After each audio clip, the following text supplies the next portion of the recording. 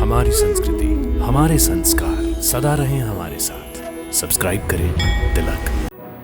पिताश्री, आपके हाथ में नंगी तलवार? हाँ, मैं और प्रतीक्षा नहीं कर सकता वत्स। शत्रु सामने हो तो उसका वध करने से चूकना अपनी मृत्यु को निमंत्रण देना होता है। मैं शिव पुत्र का वध करने आया हूं।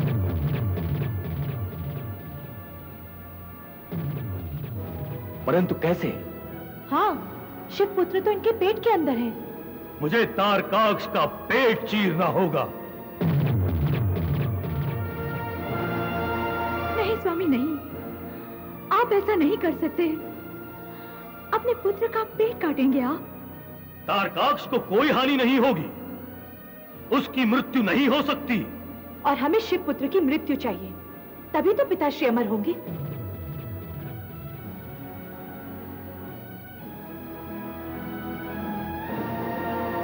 पिताश्री, आप कार्तिकेय का वध कीजिए। नहीं स्वामी, नहीं। असुरराज, तलवार चलाओ, चलाओ तलवार।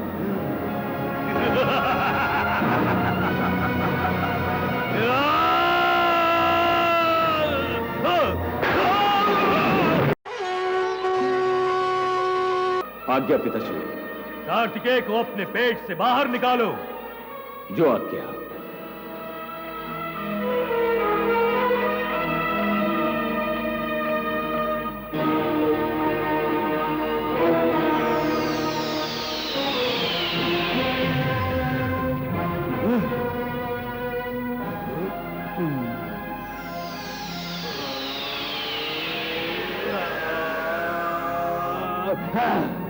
गुरुदेव, ये क्या हो रहा है? गंगे!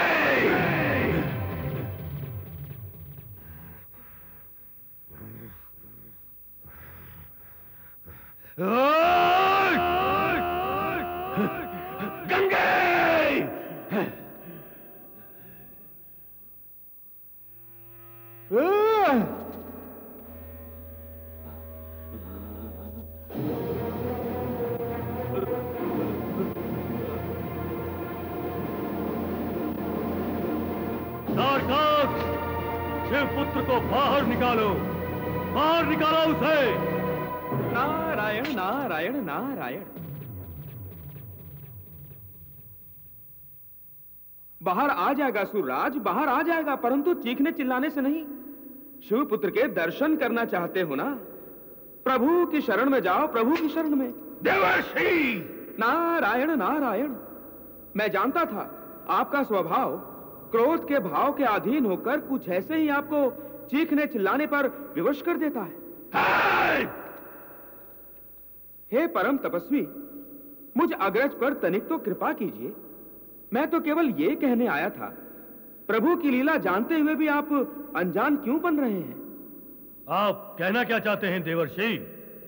असुरराज, नारियल के भीतर पानी कहां से आता है, बता सकेंगे? बताइए, पत्थर के अंदर जीव का पालन पोषण कैसे होता है भार्गव? प्रभु की कृपा से ना।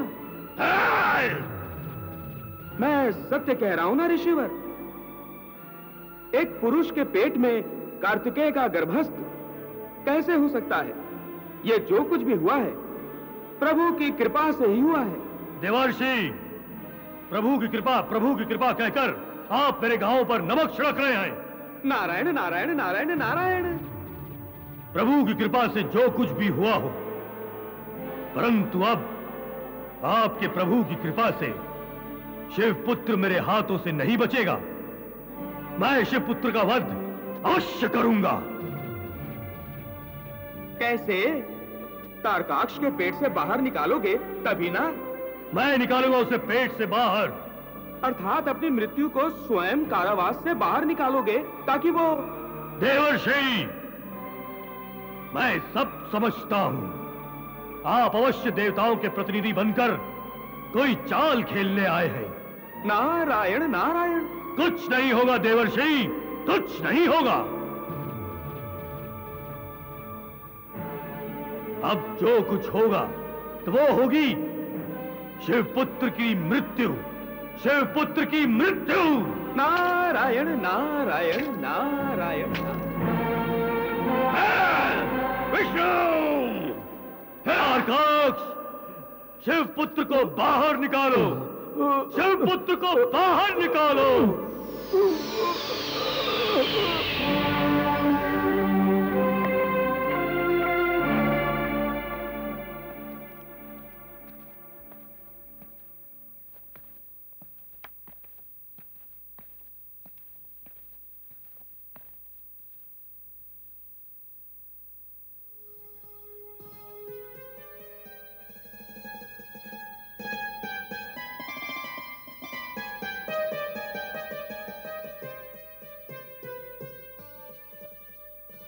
आपकी यात्रा सफल हुई, आपका मनोरथ पूरा हुआ और आपने पिताश्री को दिया हुआ वचन पूरा करके आपने अपनी सहभागिनी और सहचारिणी को जो यश और कीर्ति प्रदान की है, उसके लिए मैं सदा आपकी कृतज्ञ रहूंगी। और मेरी सदा ये कामना रहेगी कि वो दिन शीघ्र से शीघ्र आए जब असुर त्रिलोक विजय करके उस पर अपना आधिपत्य स्थापित करें। युवराज, कार्तिकेय को असुर लोक लाकर आपने अपने पिताश्री असुरराज तारकासुर की अमरता को जो अमरता प्रदान करने का श्रेय प्राप्त किया है, वो अवश्य ही आपको त्रिलोक का स्वामी बनाएगा। और तुम्हें त्रिलोक की स्वामिनी।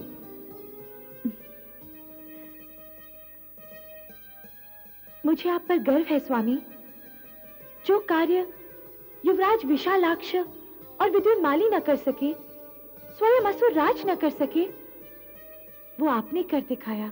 ये सब महादेव की कृपा है सुरुचि, उनके दिए वरदान का फल है। अन्यथा सुरगंगा में जाना ही कठिन है। वहां जाकर गंगा मैया से कार्तिकेय को ले आना, वो भी गंगा मैया की आंखों के सामने, ये तो असंभव है, असंभव। और आपने असंभव को संभव कर दिया। आप सचमुच बधाई की पात्र हैं स्वामी। मेरी बधाई तो मेरी आंखों के सामने है।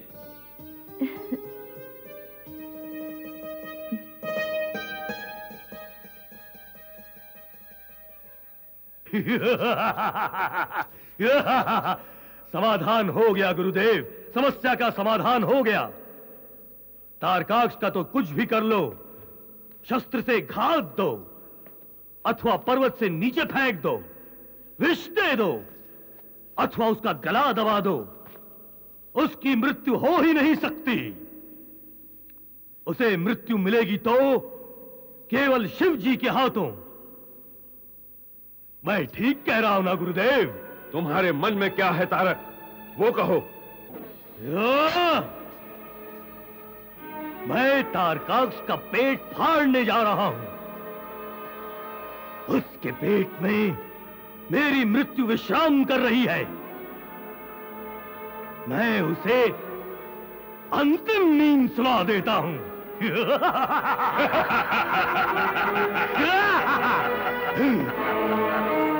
रुक जाइए स्वामी। आप ये नंगी तलवार लिए कहां जा रहे हैं? शिवपुत्र का वध करने। परंतु शिवपुत्र तो मेरे पुत्र तारकाक्ष के पेट में है। उसी पेट में घुसाने जा रहा हूं ये तलवार। नहीं स्वामी नहीं, आप मेरे पुत्र की जान लेंगे। नहीं, मैं अपनी जान मृत्यु से बचाने जा रहा हूं। तारकाक्ष के पेट में मेरी मृत्यु बेचैन किए हुए है मुझे। मैं उसे समाप्त करने जा रहा हूं महारानी, समाप्त। नहीं स्वामी नहीं, यह तारकाक्ष के अहित में है। मुझे सर्वप्रथम अपना हित देखना है और तुम्हें भी मेरा हित ही पहले सोचना होगा, क्योंकि मैं तुम्हारा पति हूं। क्या तुम्हें मेरी अमरता नहीं चाहिए? मुझे अमरता प्रदान करेगी कार्तिकेय की मृत्यु, और इस काम को पूरा करेगी यह तलवार।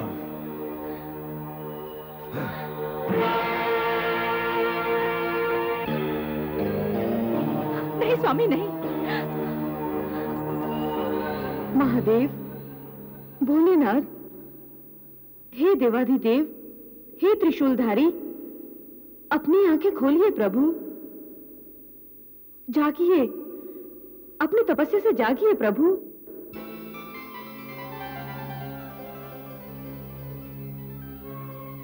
हे देवी, क्या हुआ?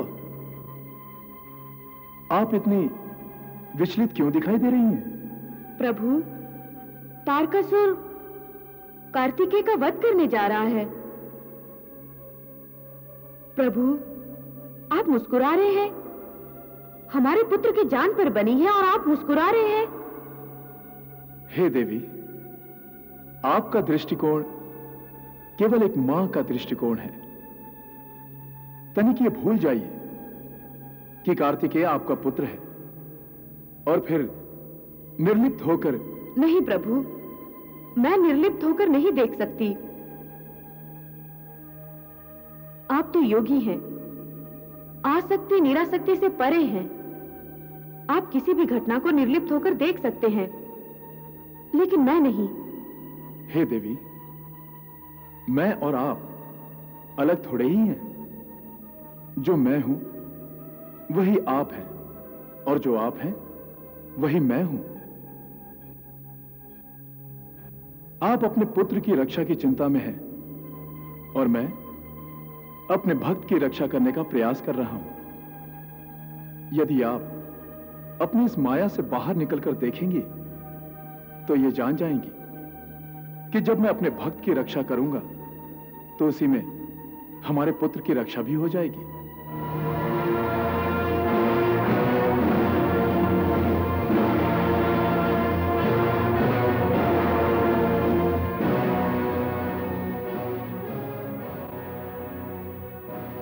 पिताश्री, आपके हाथ में नंगी तलवार?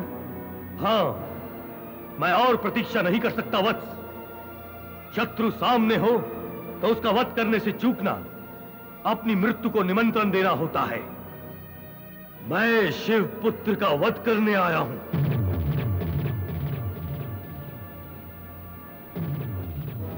परंतु कैसे? हाँ, शिव पुत्र तो इनके पेट के अंदर है। मुझे तारकाक्ष का पेट चीरना होगा। नहीं स्वामी नहीं, आप ऐसा नहीं कर सकते। अपने पुत्र का पेट काटेंगे आप? तारकाक्ष को कोई हानि नहीं होगी, उसकी मृत्यु नहीं हो सकती। और हमें शिव पुत्र की मृत्यु चाहिए, तभी तो पिताश्री अमर होंगे।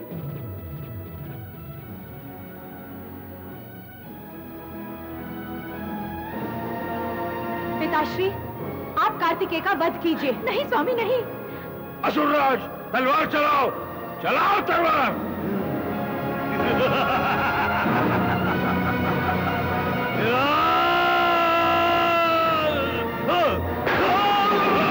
असुरराज, तलवार चलाओ, चलाओ तलवार। चलाओ तलवार।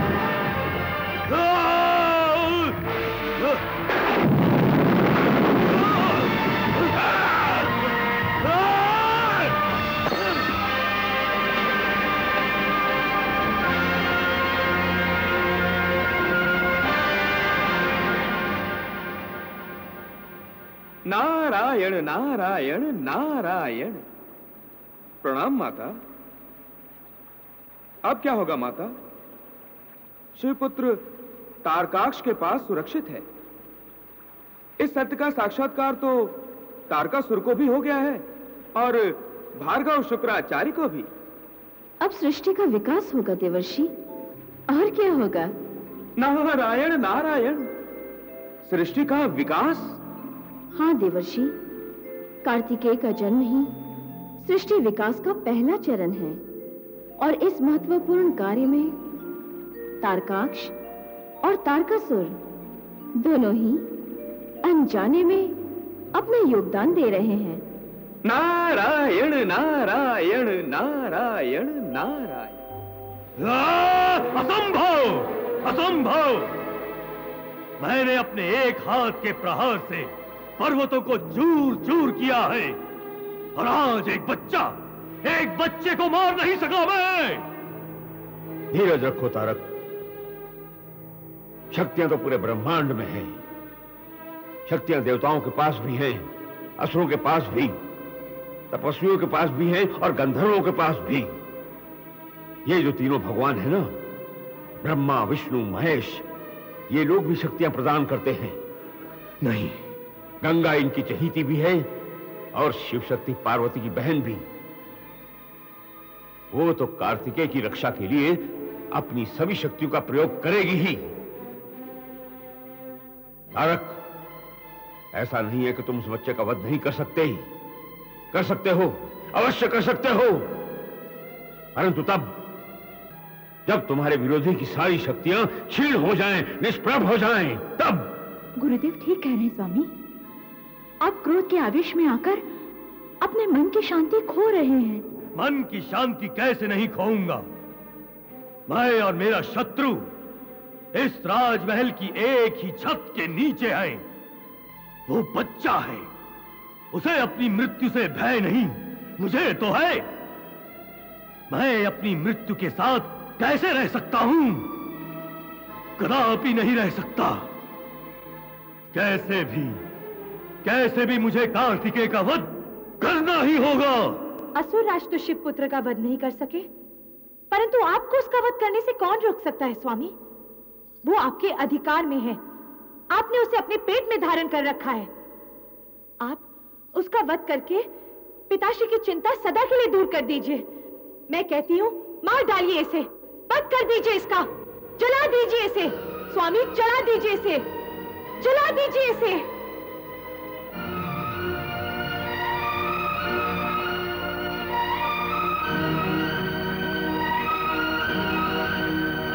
जला दीजिए इसे।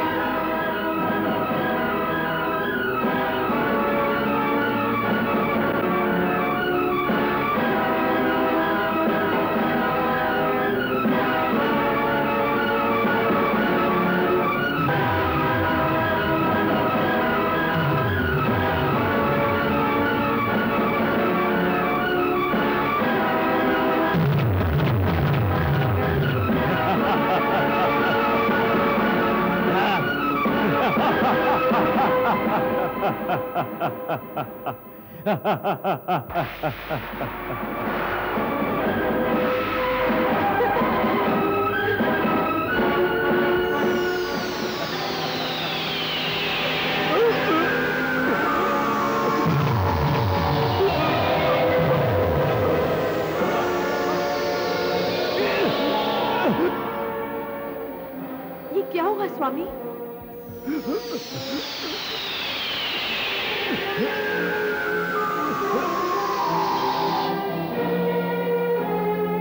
परंतु हम उस असुर शत्रु को नष्ट करके ही रहेंगे। कैसे? विष का उत्तर विष ही है स्वामी। आप विष पी लीजिए। विष के प्रभाव से शिव पुत्र बच नहीं सकता और असुर राज सदा के लिए मृत्यु के भय से मुक्त हो जाएंगे। तुम ठीक कह रही सुरुचि। राज वैद्य से विष मंगवाए जाए।